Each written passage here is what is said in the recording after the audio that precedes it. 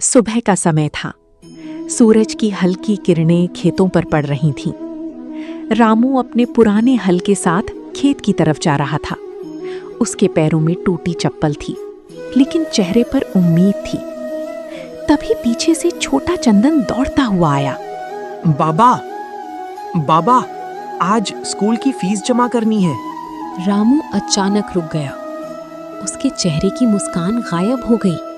बेटा, अभी तो घर में पैसे नहीं हैं। 2 दिन बाद दे देंगे मास्टर जी को। लेकिन बाबा, मास्टर जी बोले थे फीस नहीं दी तो स्कूल से निकाल देंगे। रामू की आंखें भर आईं।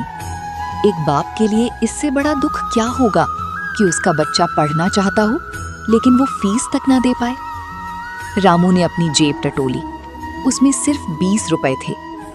उसने कांपते हाथों से पैसे चंदन को दिए। बेटा, अभी ये रख लो, बाकी का इंतजाम मैं कर दूंगा।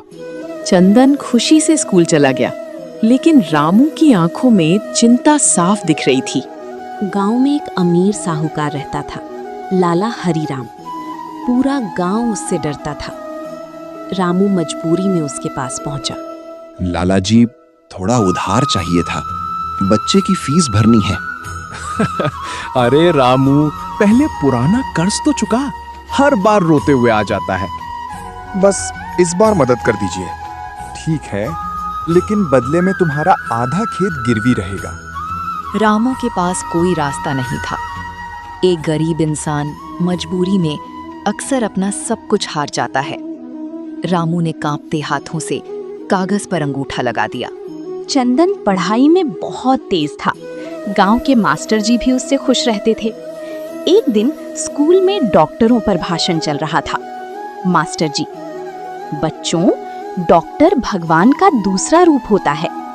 चंदन की आंखों में चमक आ गई। मास्टर जी, क्या गरीब का बेटा भी डॉक्टर बन सकता है? पूरी क्लास हंसने लगी। अरे तू डॉक्टर बनेगा? मास्टर जी ने सबको चुप कराया। अगर मेहनत सच्ची हो तो गरीब का बेटा भी बड़ा आदमी बन सकता है।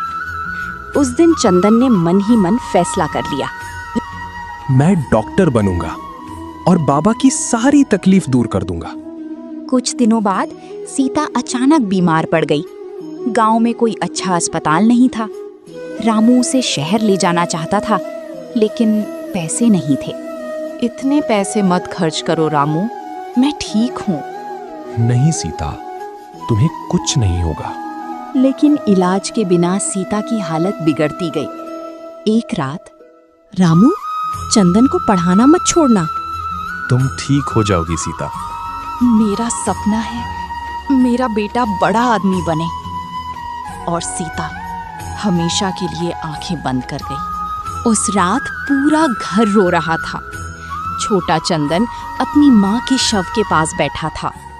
माँ, मैं डॉक्टर बनूंगा। किसी गरीब की माँ को मरने नहीं दूंगा। रामू अपने बेटे को सीने से लगाकर फूट फूट कर रोने लगा। अब रामू अकेले खेत भी संभालता और बेटी की पढ़ाई भी। वो दिन में खेतों में मजदूरी करता, रात को सब्जी बेचता। कई बार खुद भूखा सो जाता, लेकिन बेटे की किताबें जरूर खरीदता। एक रात, बाबा, आप खाना क्यों नहीं खा रहे? मैं खा चुका बेटा। लेकिन सच ये था कि घर में सिर्फ एक रोटी बची थी। चंदन समझ गया। उसने आधी रोटी तोड़कर पिता को दे दी। चंदन, डॉक्टर बनने के लिए ताकत चाहिए, और ताकत खाने से मिलती है। रामू की आंखों से आंसू निकल पड़े। समय बीतता गया। चंदन ने 12वीं में पूरे जिले में टॉप किया। पूरा गांव हैरान था। गांव वाले, गरीब किसान का बेटा इतना होशियार। लेकिन असली मुश्किल अभी बाकी थी। डॉक्टर बनने के लिए शहर के मेडिकल कॉलेज की फीस बहुत ज्यादा थी। रामू ने अपनी आखिरी जमीन भी बेच दी। रामू पागल हो गया है, सब कुछ बेच रहा है। जमीन फिर आ जाएगी, लेकिन बेटे का भविष्य नहीं। चंदन शहर पहुंच गया। वहां बड़े बड़े लोग, बड़ी बड़ी इमारतें देखकर वो डर गया। लेकिन उसने हार नहीं मानी। वो दिन में कॉलेज जाता, रात को होटल में काम करता, कई बार भूखा रहकर पढ़ाई करता। एक दिन होटल मालिक ने उसे डांटा। अगर काम ठीक से नहीं कर सकता तो निकल जा। चंदन चुपचाप सब सहता रहा, क्योंकि उसे अपने बाबा की मेहनत याद थी। उधर रामू बूढ़ा हो चुका था। लगातार मेहनत ने उसके शरीर को कमजोर कर दिया था, लेकिन वो हर किसी से गर्व से कहता, मेरा बेटा डॉक्टर बनेगा। लोग उसका मजाक उड़ाते। पहले अपना घर तो संभाल ले। लेकिन रामू का विश्वास कभी नहीं टूटा। कई सालों की मेहनत के बाद आखिर वो दिन आ गया। मेडिकल कॉलेज के मंच पर चंदन को डॉक्टर चंदन कुमार कहकर बुलाया गया। पूरा हॉल तालियों से गूंज उठा। चंदन की आंखों में आंसू थे। उसे अपने बाबा की टूटी चप्पल याद आ रही थी। कुछ दिनों बाद गांव में एक बड़ी गाड़ी आकर रुकी। गांव वाले हैरान थे।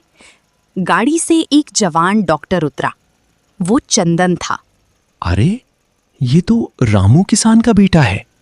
चंदन सीधा अपने पुराने घर पहुंचा। रामू खाट पर बैठा खांस रहा था।